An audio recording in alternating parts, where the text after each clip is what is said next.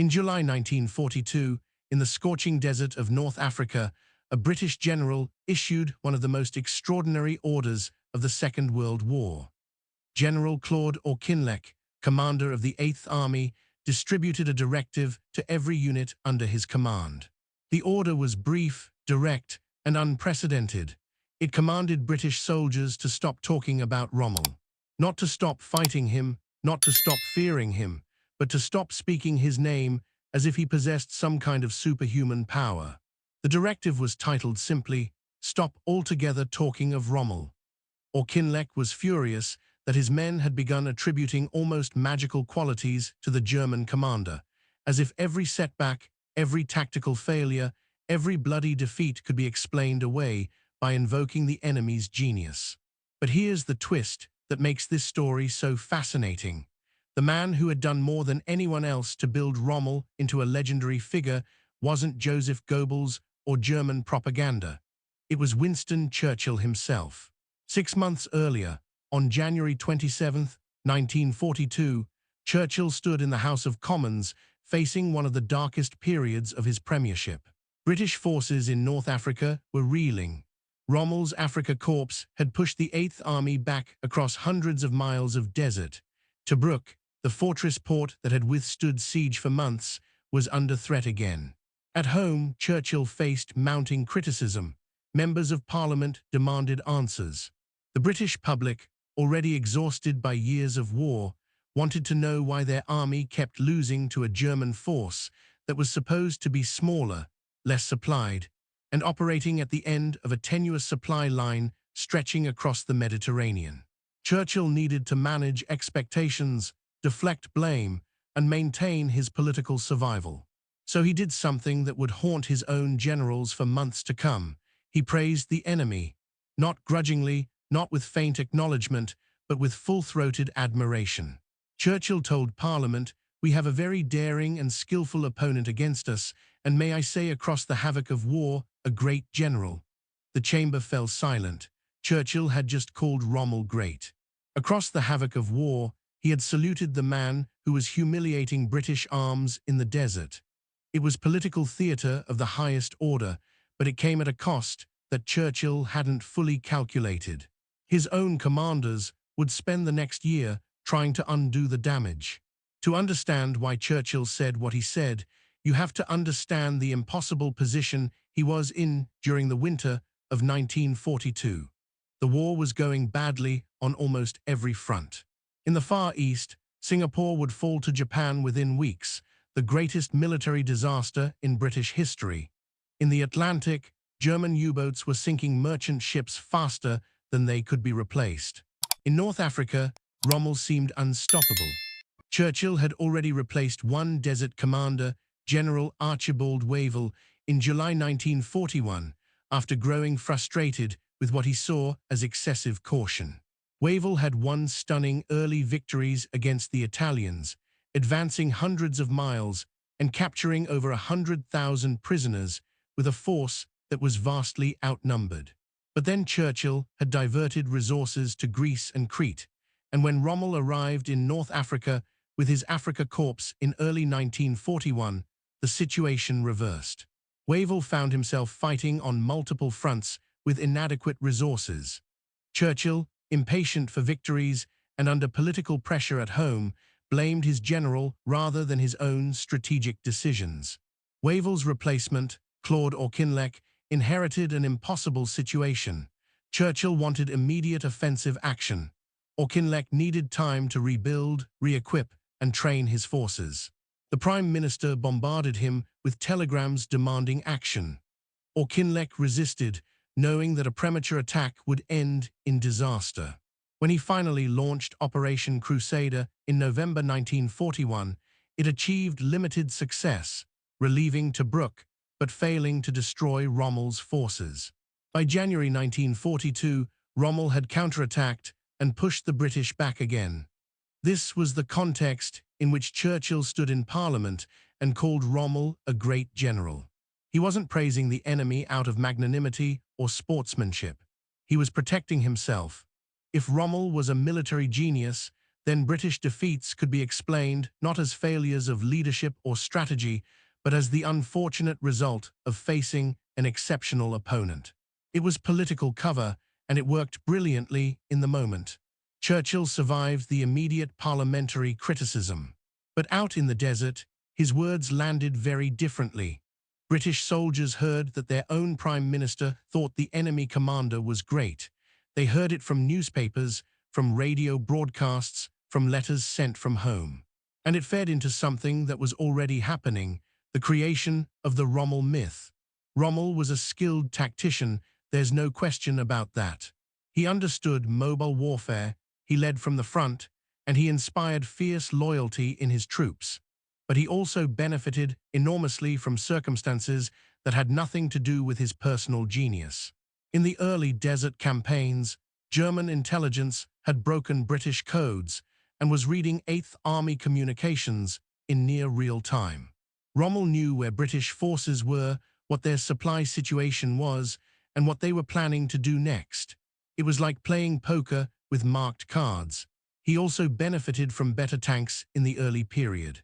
The German Mark III and Mark IV tanks, supported by the superb 88mm anti-aircraft gun used in an anti-tank role, outmatched most British armor.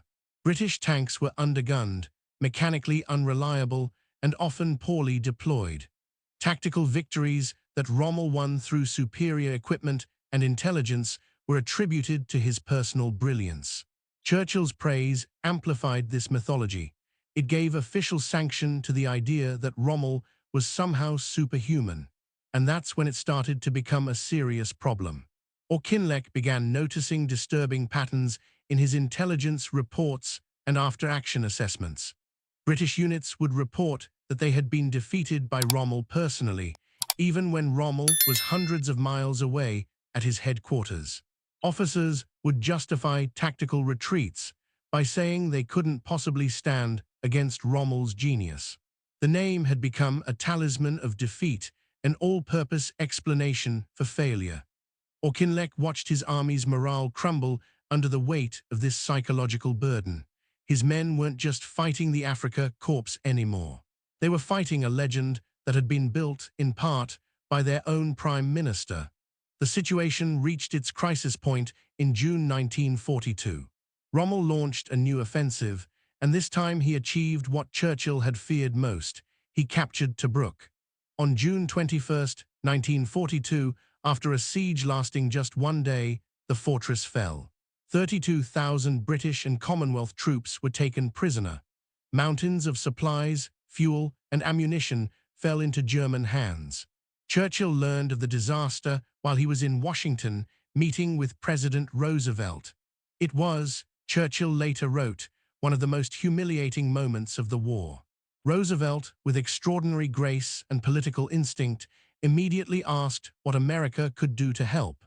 Within days, 300 Sherman tanks were being loaded onto ships bound for Egypt. But back in London, the political knives were out. On July 2, 1942, Churchill faced a vote of confidence in the House of Commons. Members of Parliament stood and delivered scathing critiques of his leadership. They questioned his judgment, his interference in military operations, and his constant shuffling of commanders. They pointed to the long catalogue of defeats: Norway, Greece, Crete, Singapore, and now Tobruk.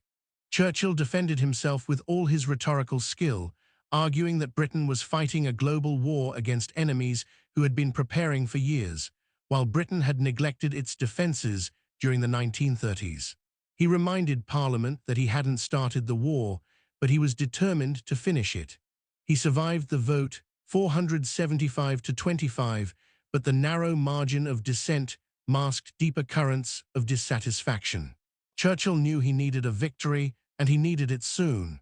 But out in the desert, his praise of Rommel was making victory harder to achieve. This was when Auchinleck issued his famous order. He had watched his army develop what amounted to a psychological complex about the enemy commander. He had read intelligence reports where captured British soldiers spoke of Rommel with a mixture of fear and admiration. He had listened to his own officers explain defeats, by invoking Rommel's name as if it were a sufficient explanation. Enough was enough. Auchinleck's directive was distributed to every unit in the 8th Army. It was a remarkable document, blunt and direct. The order stated that officers must dispel the idea that Rommel was a superhuman being. It instructed them to stop using Rommel's name as a catch-all explanation for every setback. It reminded British soldiers that they were facing the Afrika Korps, not a single man, and that German forces could be beaten by superior tactics, better coordination, and determined fighting. The order was a direct rebuke to the mythology that Churchill had helped create. Auchinleck was trying to rebuild his army's confidence, but he was fighting against a narrative that had official endorsement from the very top. Churchill, for his part, was losing confidence in Auchinleck. In early August 1942, Churchill flew to Cairo to personally assess the situation. He met with Auchinleck and came away convinced that a change was necessary. It wasn't entirely fair. Auchinleck had stopped Rommel's advance at the First Battle of El Alamein in July, preventing the Afrika Korps from reaching the Nile Delta and possibly Cairo itself. It was a crucial defensive victory, but Churchill didn't see it that way. He wanted offensive victories, not successful retreats and defensive stands. On August 15th, Churchill removed Auchinleck from command. General Harold Alexander took over as Commander-in-Chief Middle East, and Lieutenant General Bernard Montgomery was given command of the 8th Army. Montgomery's arrival marked a fundamental shift, not just in tactics, but in psychology. Montgomery understood immediately that before he could beat Rommel on the battlefield, he had to beat the Rommel myth in his soldiers' minds. He set about rebuilding the 8th Army's confidence with systematic determination. He visited units, delivered speeches, and projected absolute certainty that victory was not only possible, but inevitable. He refused to go on the offensive until he had overwhelming superiority in men, tanks, artillery, and air support. He wouldn't give Rommel the kind of even fight where German tactical skill might prevail. He would crush him with material superiority and meticulous planning. Montgomery also did something subtle but important. He built up his own legend to counter Rommel's. He wore his distinctive beret, cultivated his image as an eccentric but brilliant commander, and made sure his troops knew his name and his face. If the men were going to personalize the campaign, Montgomery would give them a British personality to rally around. The Second Battle of El Alamein began on the night of October 23, 1942. Montgomery had assembled a crushing advantage, over 190,000 men against Rommel's 100,000, over 1,000 tanks against 500, and complete air superiority. The battle lasted 12 days and was a grinding, brutal slog. British infantry and engineers cleared minefields under fire. Tank formations pressed forward into German defensive positions. Artillery bombardments shook the desert. Rommel fought skillfully, but he was outnumbered, outgunned, and running out of fuel. His supply lines across the Mediterranean were being torn apart by British submarines and air attacks operating from Malta. On November 4th, Rommel ordered a retreat. The Afrika Korps withdrew westward, and for the first time in the Desert War, the British had achieved a clear, undeniable, crushing victory. Churchill was ecstatic. On November 10, 1942, he delivered one of his most famous speeches. He acknowledged that the war was far from over, but he allowed himself a moment of celebration. He told Parliament and the nation, "This is not the end. It is not even the beginning of the end, but it is, perhaps, the end of the beginning." El Alamein was the turning point Churchill had desperately needed. It came just days after American and British forces landed in Morocco and Algeria as part of Operation Torch, opening a second front in North Africa. Rommel was now caught between two Allied armies. His retreat would continue for thousands of miles, all the way across Libya and into Tunisia, where the Afrika Korps would finally surrender in May 1943. The North Africa campaign was over and the Allies had won, but the legacy of Churchill's praise lingered. Auchinleck's order to stop talking about Rommel became one of the war's most telling documents, a window into the psychological dimension of combat that's often overlooked in conventional military histories. It revealed the hidden cost of Churchill's political maneuvering. When a leader builds up the enemy to protect his own position, he undermines his forces' will to fight. Auchinleck understood this. He knew that wars aren't won only by tanks, artillery, and air superiority. They're won by soldiers who believe they can win, who see their enemies as beatable human beings rather than mythological figures. Churchill's praise of Rommel, politically brilliant in the moment, had made that task infinitely harder. Montgomery's achievement at Alamein wasn't just a tactical victory. It was a psychological breakthrough that finally shattered the Rommel myth and restored the Eighth Army's confidence in itself. The story raises uncomfortable questions about political leadership during war. Churchill was facing a genuine political crisis in early 1942. His praise of Rommel probably did help deflect some criticism and buy him political time, but it came at the cost of his own army's morale. Was it worth it? Churchill would likely have argued yes.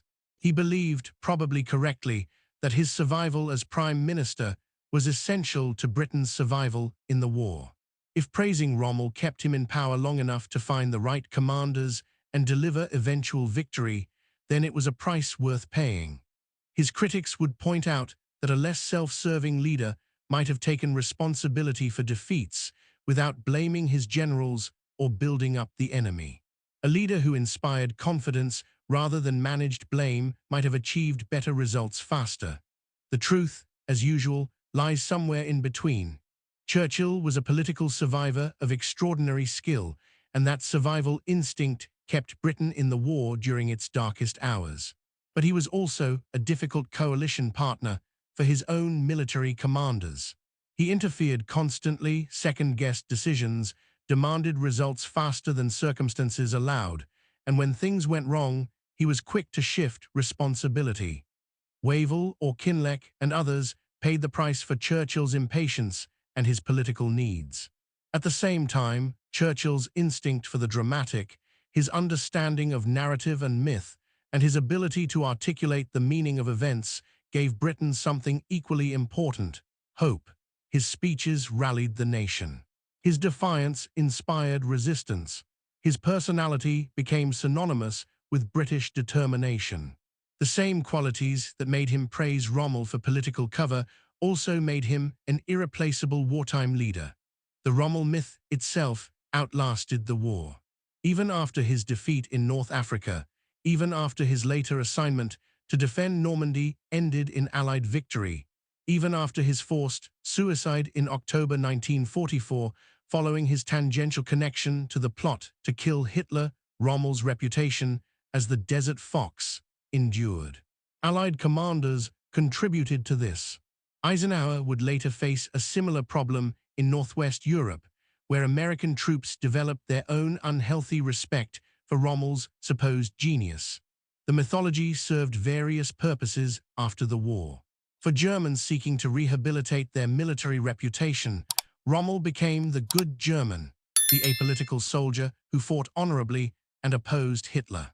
For the Allies, Rommel's legend made their victories seem more impressive. If you defeated a military genius, you must be pretty good yourself. But historians have spent decades deconstructing the myth, revealing the ways that Rommel benefited from intelligence advantages, equipment superiority in key periods, and Allied mistakes, and showing that his reputation exceeded his actual achievements. Churchill's role in creating that myth is often overlooked.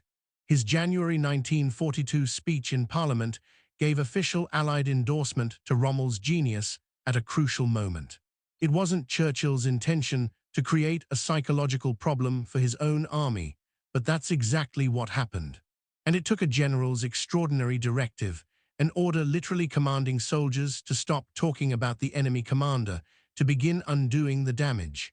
Auchinleck's "Stop Altogether Talking of Rommel" order stands as one of the war's most unusual documents, a piece of military psychology made necessary by political rhetoric. The story also illuminates the complex relationship between political and military leadership during war. Churchill and his generals were never quite on the same page. Churchill wanted speed, aggression, and visible victories to satisfy political needs at home. His generals wanted time, resources, and the freedom to fight campaigns according to military logic rather than political timelines.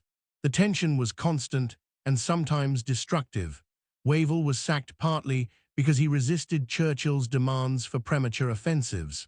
Auchinleck suffered similar pressure and eventually met the same fate. Montgomery succeeded partly because he was ruthless about refusing to move until he was ready, and partly because by the time he took command, the balance of forces had shifted so decisively in Britain's favor that he could deliver the victories Churchill demanded. The political-military relationship was one of Churchill's persistent weaknesses. He had served as a soldier and later as First Lord of the Admiralty, and he fancied himself a strategic genius. He often wasn't wrong in his broad vision, but his interference in operational details and his impatience with military caution caused real problems. What would have happened if Churchill had taken a different approach in January 1942? What if instead of praising Rommel, he had praised his own forces' courage and resilience, acknowledged the difficulties they faced, and expressed confidence that with proper support and leadership, British arms would prevail? It's impossible to know for certain, but it's likely his political position would have been more precarious in the short term. Praising the enemy allowed Churchill to deflect blame away from himself and his strategic decisions. Taking responsibility would have exposed him to greater criticism, but it might also have avoided months of psychological damage to the Eighth Army. Morale might have been better, and commanders like Auchinleck might not have felt compelled to issue orders forbidding soldiers from speaking the enemy's name.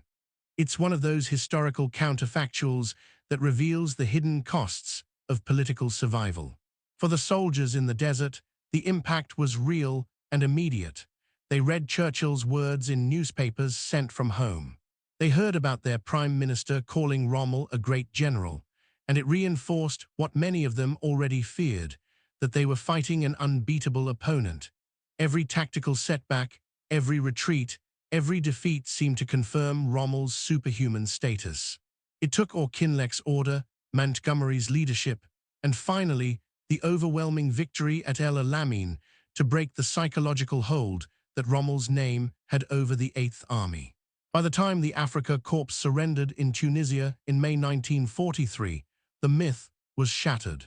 British and American forces had proven they could beat Rommel and his vaunted Afrika Korps decisively and repeatedly, but it had taken far longer than it should have, and Churchill's praise had made the task harder. The episode offers lessons that extend beyond World War II. Leaders facing a crisis often find it tempting to deflect blame by building up external threats. If the enemy is portrayed as exceptionally dangerous or powerful, then failures can be explained as inevitable rather than preventable. It's a politically effective strategy, but it carries hidden costs. It can demoralize your own side, create self-fulfilling prophecies of defeat, and make eventual victory harder to achieve. True leadership requires taking responsibility, inspiring confidence even in difficult circumstances, and refusing to give enemies more credit than they deserve. Churchill was capable of this kind of leadership. His speeches during the Battle of Britain inspired a nation. His defiance in 1940, when Britain stood alone against Nazi Germany, rallied the free world.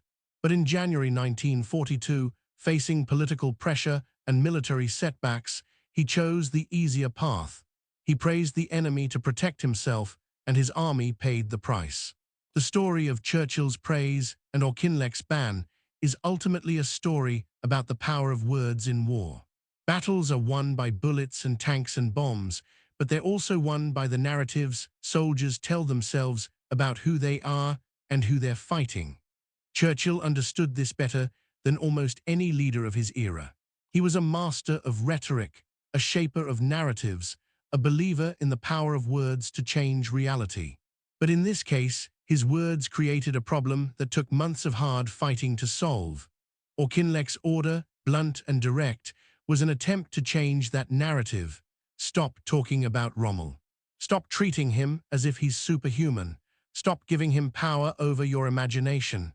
See him for what he is, a skilled commander leading forces that can be beaten. It was military psychology of the most basic kind, and it was made necessary by political rhetoric from the very top. Montgomery delivered the proof that Auchinleck's order was correct. At Alamein, the British didn't just beat Rommel. They crushed him, drove him from the field, and proved that superior resources combined with competent leadership could overcome even the most skilled opponent. The victory restored British military pride and vindicated those commanders who had argued all along that Rommel was beatable if given proper support and time to prepare. Churchill celebrated the victory as if he had never doubted it would come, as if his praise of Rommel had been nothing more than a magnanimous acknowledgement of a worthy opponent. But those who had fought in the desert, those who had endured the months when Rommel's name had become a synonym for invincibility, knew better. They remembered Auchinleck's order. They remembered what it felt like to be told by their own leaders that the enemy was great while they struggled to believe they could win. The final irony is that Rommel himself was less impressed with his own legend than the Allies were. He understood his advantages in the early campaigns. He knew about the intelligence breakthroughs that allowed him to read British communications. He knew his tanks and anti-tank guns were better. He knew his supply difficulties and the precariousness of his strategic position. Rommel was a professional soldier, not a mythological figure, and he would have been the first to acknowledge that his victories depended on circumstances beyond his personal control. But myths have a life of their own, and once Churchill had given official sanction to Rommel's greatness, the myth became self-sustaining. It took a British general's extraordinary order to begin dismantling it, and it took a decisive battlefield victory to finish the job. So was Churchill wrong to praise Rommel? The answer depends on what you value. If political survival and long-term strategic success are the measures, then Churchill's calculation was probably correct. His praise deflected immediate criticism, bought him time to find the right commanders and build up an overwhelming force, and he eventually delivered victory. If morale, military effectiveness, and the psychological well-being of soldiers in the field are the measures, then Churchill's praise was a serious error that created months of unnecessary difficulty for his own forces. Both things can be true simultaneously. Churchill was a great wartime leader whose political survival was essential to Allied victory, and he was also a politician whose self-protective instincts sometimes undermined his own military commanders. The story of his praise of Rommel and Auchinleck's ban on talking about him captures this paradox perfectly. What do you think? Did Churchill make the right call? Was praising the enemy to deflect political criticism justified by eventual victory, or should leaders take responsibility even when it's politically costly? Drop your thoughts in the comments below. And if you found this story fascinating, make sure to like and subscribe for more deep dives into the untold stories of World War II. Next time, we'll be exploring another moment when military and political leadership collided with unexpected consequences. Until then, remember, in war, words matter as much as weapons, and sometimes the battles behind the lines are as important as the battles on the front.